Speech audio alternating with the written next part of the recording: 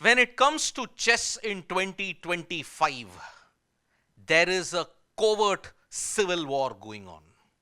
The civil war is now threatening to explode in a massive way.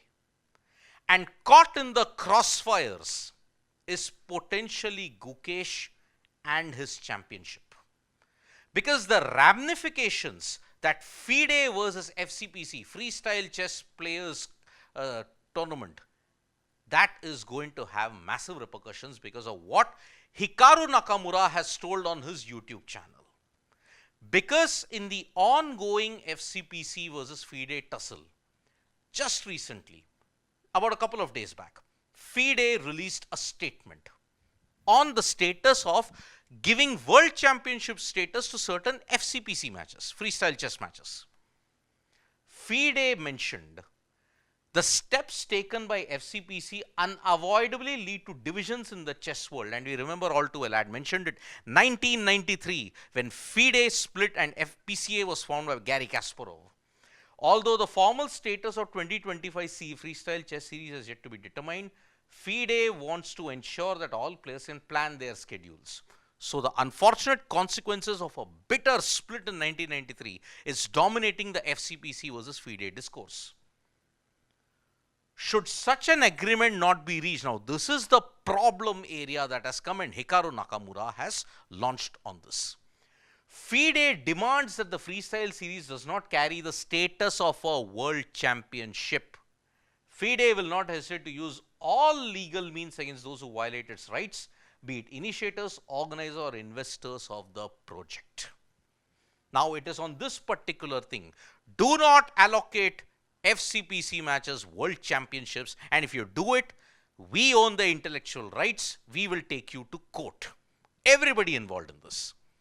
Now, this has put FIDE and FCPC in a very sticky situation, and Hikaru Nakamura on his YouTube channel has absolutely blasted FIDE because he covertly mentions if the top 20-30 players stand up, unite themselves and coherently and in one voice say we want to play FCPC, FIDE will have to back down.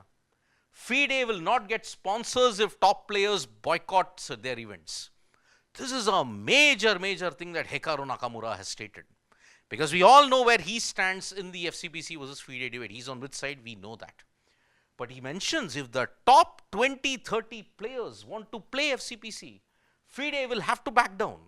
If player power unites, who will represent FIDE? That is the major bone of contention now.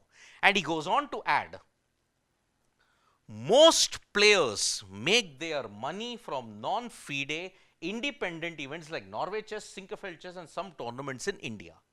At the top level, they don't do much. They are framing as if they are in control of everything. Wow. We have all known that for a certain period of time, FIDE, the prize money and what FCPC is offering, it's kind of gone the way, like even Hikaru Nakamura pointed out on his YouTube channel also, how PGA and Live Golf have gone through. Live Golf is Saudi funded. PGA was the traditional behemoth that represented all of golf. But Live Golf decided to ensure that it created a schism because of the prize money angle. Yes, the amount of money that freestyle chess is willing to offer, because they have got solid backing from German entrepreneurs, from Magnus Carlsen, because he himself has an entrepreneurship empire that is there. The money is huge and this will threaten the FIDE FCPC situation in a big way. However, the war has now been fought in a big way on social media because even Emil Sutowski, the CEO of chess, FIDE Chess at this point in time, he has taken to Twitter and happened a couple of days back. He mentioned one major difference that FIDE events and nearly all the private ones, which is FCPC, is as follows. We engage hundreds and thousands. Not only very top players or many strong GMs get a chance. Many rising stars, representative countries get to play versus the very best. It's a FIDE mission. It comes at a price. Imagine if we were to conduct just 8 or 16 players, a World Rapid and Blitz tournament. You saw that there were hundreds of players, but at least they're getting a chance on the bigger, broader stage. You don't need to pay seven-figure amounts for the venue. You don't need dozens of prizes. You don't bring in so many arbiters. You don't need to care about catering for hundreds of people. Your fair play procedures are simpler. We could just focus on the very best, but our mission is much larger than that. Now, this is a clear outline thing. FCPC has got player power, money power, but FIDE has got legacy power. Now, how do you stop that? How do you prevent those two from getting into a collision course? Emil goes on to mention, one of the fair points raised, if FIDE owns the rights, why don't we organize Fisher Random World Championships ourselves? First of all, we did organize 2 World Championships with massive online qualification and the final stage with the best players. One was won by Wesley So, the other, ironically, by Hikaru Nakamura. Second, we opened a bidding procedure for 2024, but there was no bid. And Freestyle Chess was not interested to organize the formal World Championships. Then we got into lasting negotiations, and so it did not bring any result. Then negotiations broke down.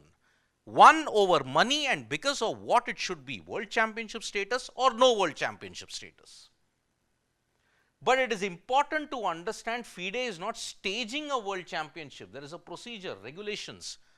What about FCPC? What are the regulations that will govern? Yes, Fisher Random, Freestyle 960, the way how they play is different. But what about the funding? What about players who will come in? How many players will come in? That we do not know. Freestyle Chess could opt for the same path as any major organizer did, but they chose to do it their own way.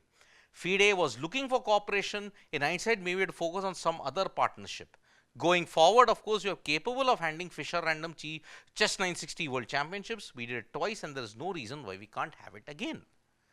Now, where is the collision course and how does it impact Gukesh?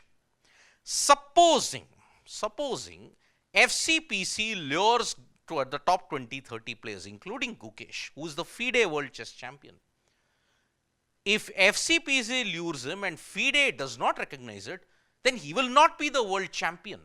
It is as simple as that. In the FCPC versus FIDE civil war that is going on, Gukesh's world championship is on very shaky ground then. Because if he chooses FCPC, then he will lose out on the FIDE World Championship. If he stays with FIDE, no sponsors will come. He will not have a chance to defend with the best players. So the quality will go down. What is going to happen? No one realizes this now, but we are saying it right now.